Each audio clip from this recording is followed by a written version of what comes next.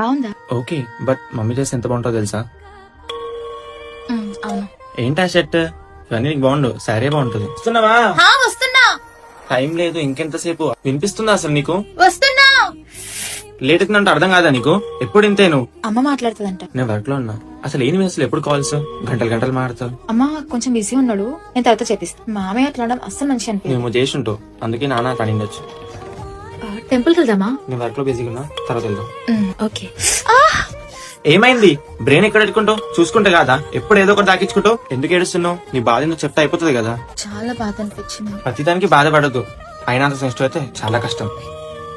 నీకొకసారి చెప్తే అర్థం కాదా? నీకే అర్థం కాదు. ఏయ్, అయినా నేనే అనడం కాదు, నాదే తప్పు, నేనే అన్లకి. నువ్వు కాదు, నేను అన్లక్కి. అయినా కూడా నేను ఎప్పుడు అనలేదు నేను అన్లక్కి అని చెప్పి. నేను చేసినప్పుడు నచ్చలేదన్నా, నేను వేసుకున్న డ్రెస్ నా ముఖం మీదే బాలేదు అని చెప్పిన. నాకు దెబ్బ తగిలి నేను హర్ట్ అయితే దాన్ని కూడా మిస్టేక్ లాగా తీసి తిట్టినావు చూడు, అప్పుడు కూడా నేను అనలేదు నేను అన్లక్కి అని. నన్ను ఇగ్నోర్ చేసినా, చిరాకు పడ్డా, ఇరిటేట్ అయినా, తిట్టినా, అర్చినా కూడా, ఆఖరికి చెయ్యి లేపినా కూడా నేను ఏ రోజు అనుకోలేదు అన్లక్కీ అని. ఎప్పుడు ఏడుస్తావన్నా, మా పేరెంట్స్ ని ఇన్సల్ట్ చేసినా కూడా అనుకోలేదు.